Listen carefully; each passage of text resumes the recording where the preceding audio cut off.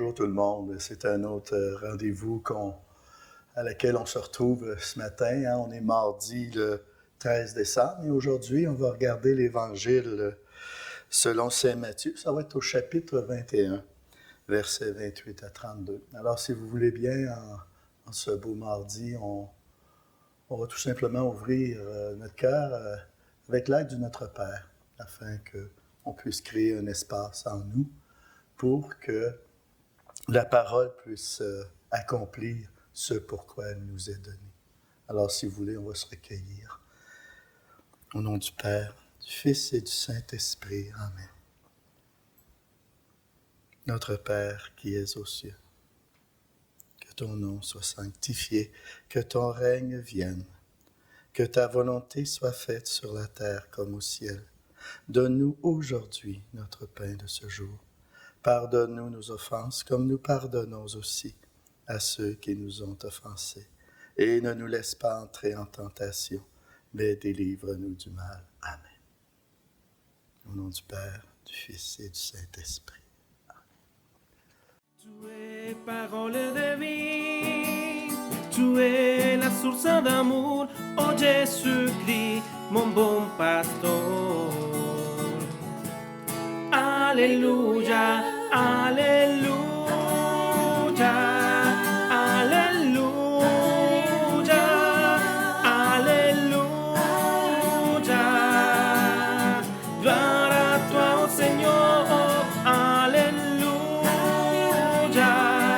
alléluia, alléluia.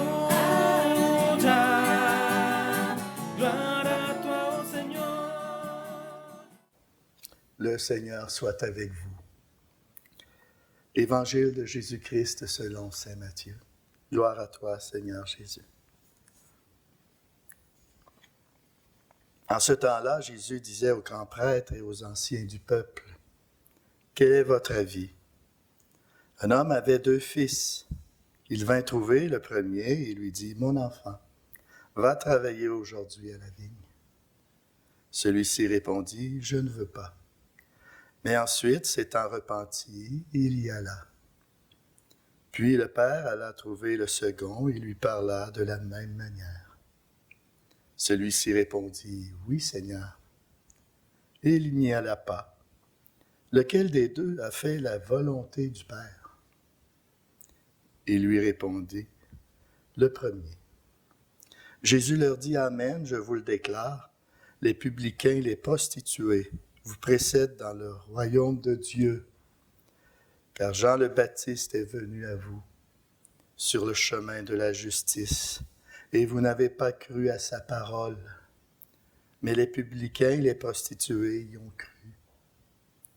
Tandis que vous, après avoir vu cela, vous ne vous êtes même pas repentis plus tard pour croire à sa parole. » Acclamons la parole de Dieu. Louange à toi, Seigneur Jésus. Alléluia, alléluia, alléluia, alléluia. Gloire à toi, oh Seigneur, alléluia, alléluia, alléluia. Gloire à toi, oh Seigneur.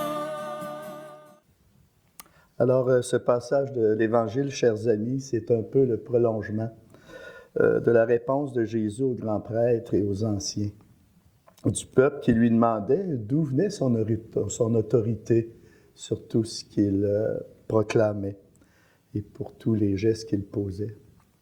Alors, Jésus leur répond avec un grand calme, mais les invitait à examiner véritablement leur comportement sur leur propre adhésion à ce qu'ils enseignent. Il veut les faire une réflexion de l'intérieur. Alors, dans le texte qu'on vient de lire, on peut comprendre aussi que le propriétaire de la vigne n'est nul autre que Dieu lui-même.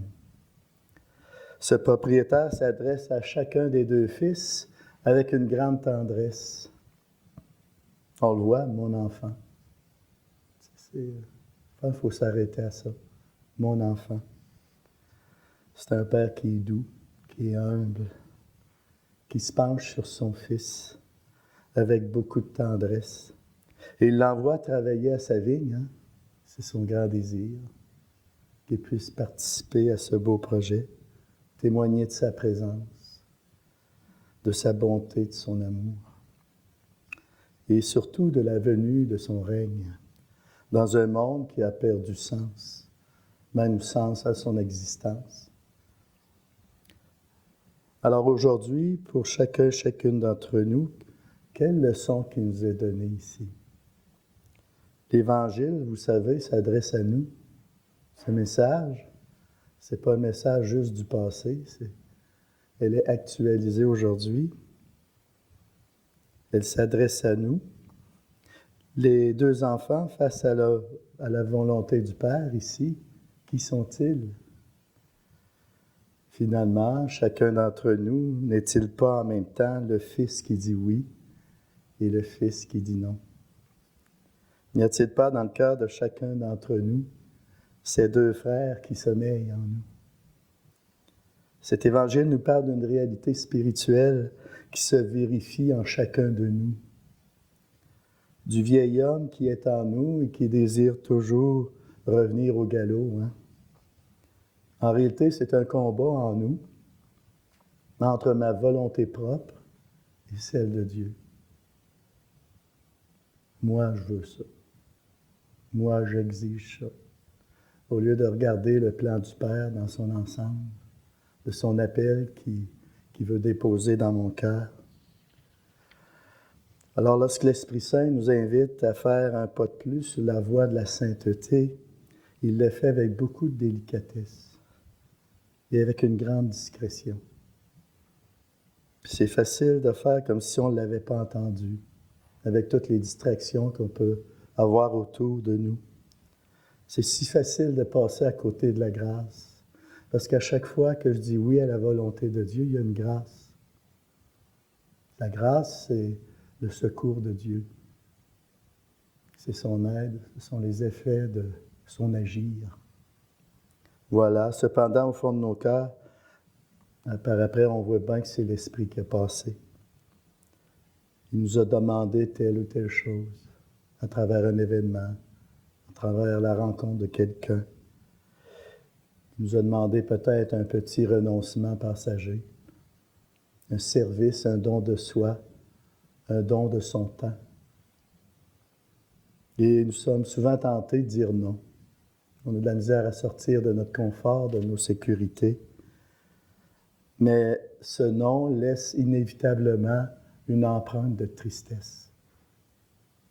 Puis souvent, on ressent par après. J'aurais donc dû. Hein? Alors, ça laisse une trace de tristesse dans le fond de nous-mêmes. Nous savons par leur cœur que nous avons attristé celui qui nous appelle mon enfant. C'est bien sûr que le Père, il ne se plaindra pas.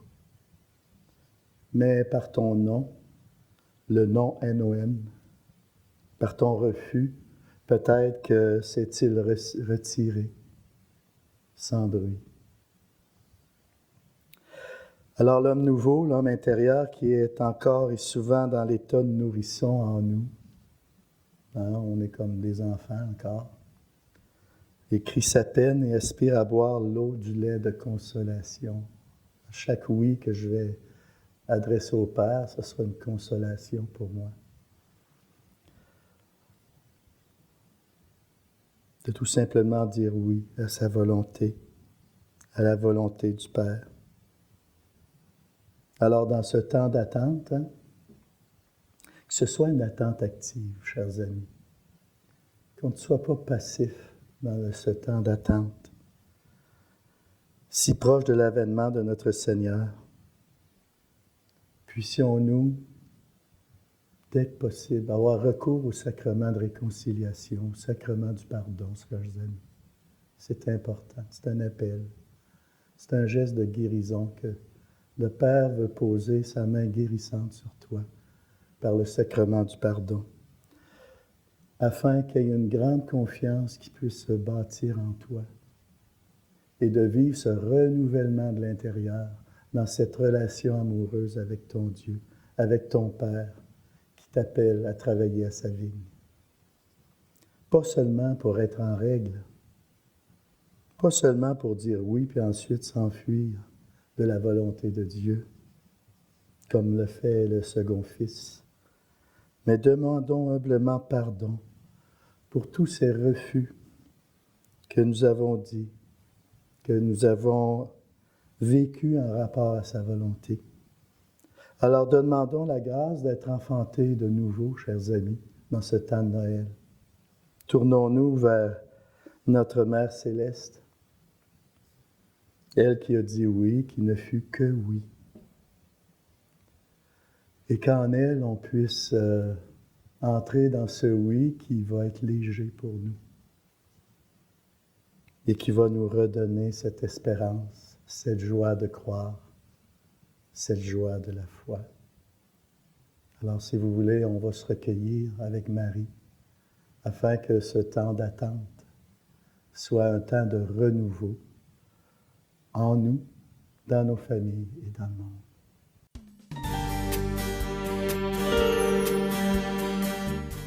Je vous salue Marie, comblée de grâce. Le Seigneur est avec vous.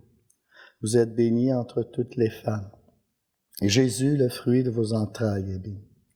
Sainte Marie, Mère de Dieu, priez pour nous pauvres pécheurs, maintenant et à l'heure de notre mort. Amen. Et sous son manteau maternel de sa tendresse, je vous bénis au nom du Père, du Fils et du Saint-Esprit. Amen. À la prochaine tout le monde, et je vous souhaite d'ici la prochaine rencontre un joyeux Noël à tout le monde.